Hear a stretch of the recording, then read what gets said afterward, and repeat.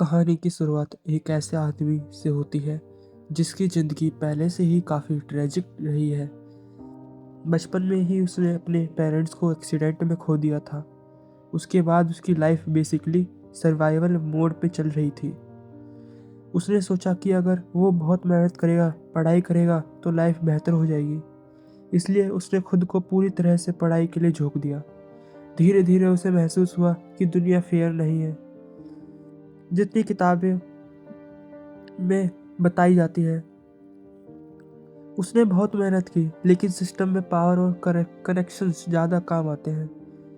इसी फ्रस्ट्रेशन ने उसने नॉवेल्स पढ़ना शुरू किया, वेब नॉवेल्स, फैंटेसी स्टोरीज, ताकि वो थोड़ी देर के लिए रियलिटी से एस्केप कर सके। कुछ समय बाद उसने खुद राइटिंग शुरू कर दी। शुरू में उसका नॉवल बहुत पॉपुलर हुआ, रीडर्स को उसकी स्टोरी पसंद आने लगी। लेकिन जैसे जैसे टाइम बीता, वो पैशंस के लिए नहीं बल्कि प्रेशर में लिखने लगा। रीडर्स की एक्सपेक्टेशंस, कमेंट्स, क्रिटिसिज्म्स सब मिलाकर उसकी मेंटल हेल्थ बेकार होने लगी। एक रात जब वो अपने नॉवेल्स का चैप्टर अपलोड करता है तो कमेंट्स पढ़ता है, उसे काफ़ी नेगेटिव फीडबैक्स दिखते हैं। उसका फ्रस्ट्रेशन पीक पर पहुंच जाता है। उसी समय उसके हार्ट अटैक जैसा कुछ फील होता है। उसके सीने में बहुत दर्द, शरीर वीक पड़ा जाता है। थोड़ी देर बाद उसकी मौत हो जाती है। लेकिन कहानी यही ख़त्म नहीं होती।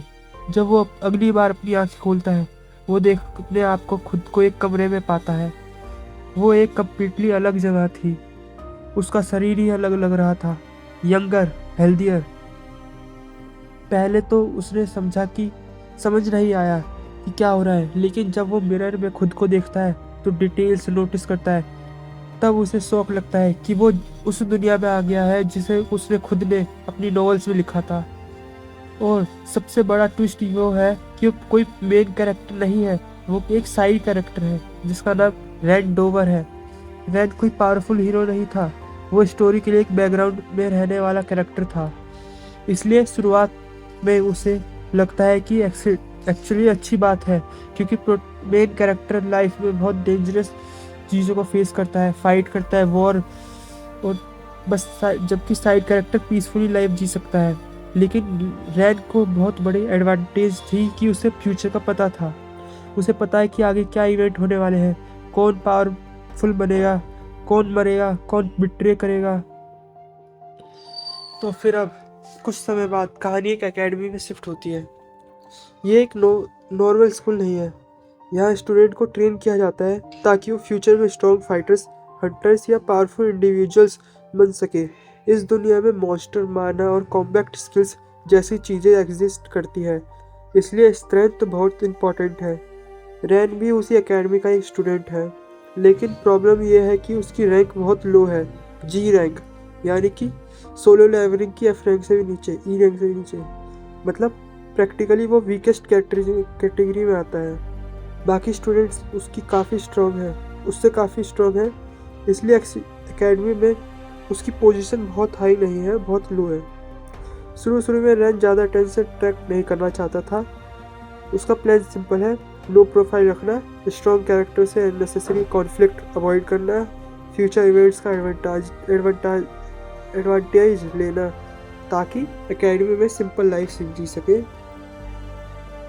अब एक एकेडमी में स्टूडेंट की एबिलिटी टेस्ट की जाती है। अब सीन चेंज होता है तो यहाँ रैन को अपनी पहली बार महसूस होता है कि उसकी नॉलेज तो स्ट्रॉन्ग है, लेकिन उसकी बॉडी कॉम्पैक्ट एबिलिटी अभी भी बहुत वीक है। बाकी स्टूडेंट माना कंट्रोल, कॉम्पैक्ट ट्रेनिंग्स और फिजिकल स्ट्रेंथ में काफ़ी उससे आगे हैं। कुछ ट्रेनिंग सेशन में रैन को सीधे स्ट्रॉन्ग स्टूडेंट के साथ कम्पीट करना पड़ता है। एक सीन में जब कॉम्पैक्ट प्रैक्टिस होती है तो रैन को सामने वाले अपोनेंट की मूवमेंट क्लियरली समझ आती है, लेकिन नॉवल के इस वर्ल्ड में कॉम्बैट डिज़ाइन उसने किया था, उसे थ्योरेटिकली पता है अपोनेंट क्या मूव करने वाला है। लेकिन प्रॉब्लम यह है कि उसकी बॉडी इतनी फास्ट रिएक्ट नहीं करती जितना उसका माइंड चलता है। इस मोमेंट पर उसे एक हार्श रियलिटी समझ आती है कि knowledge alone does not enough. अगर सर्वाइव करना है तो बॉडी और स्किल भी इम्प्रूव करनी पड़ेगी।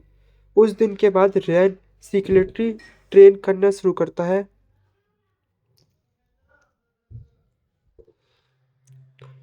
रैन ओपनली जीनियस बनकर सबके सामने नहीं आ रहता जाता। वो धीरे धीरे ग्रो करता है, क्योंकि उसे पता है एकेडमी में कुछ ऐसे कैरेक्टर हैं जो फ्यूचर में बहुत पावरफुल बनेंगे। अगर वो अभी ज़्यादा अटेंशन अट्रैक्ट करने लग करेगा तो नेसेसरी एनिमीज बन सकते हैं उसके। इसलिए उसका अप्रोच बहुत कैलकुलेटेड है। वो लाइब्रेरी में रिसर्च करता है, माना कंट्रोल प्रैक्टिस करता है, फिजिकल ट्रेनिंग सीक्रेटली इम्प्रूव करता है। धीरे धीरे उसकी स्ट्रेंथ भी इम्प्रूव होने लगी। एकेडमी में रहते हुए रैन कुछ कैरेक्टर्स को नोटिस करता है जो लोग फ्यूचर में स्टोरी में मेजर प्लेयर्स बनने वाले हैं। कुछ स्टूडेंट नेचुरली टैलेंटेड हैं, कुछ एक्सट्रीमली एम्बिशियस है, कुछ डेंजरस पर्सनैलिटी वाले हैं। रैन जब उन्हें देखता है तो उसके माइंड में ऑटोमेटिकली फ्यूचर इवेंट फ्लैश होने लगते हैं। कभी कभी वो सोचता है ये वही लोग हैं जिस जो बाद में हिस्ट्री चेंज करने वाले हैं। और इस मूवमेंट पर स्टोरी का टोन थोड़ा हैवी हो जाता है, क्योंकि रैन को पता है कि इस एकेडमी में स्टूडेंट का फ्यूचर बहुत डार्क है। कुछ लोग मरेंगे, कुछ बिट्रे करेंगे, कुछ मॉन्स्टर बन जाएंगे। और रैन डिसाइड करता है कि इस बार वो सिर्फ स्पेक्टेटर नहीं रहेगा, वो क्वाइटली प्रिपेयर करने करेगा ताकि सही मोमेंट पर आने पर वो सिचुएशन कंट्रोल कर सके। Thank you.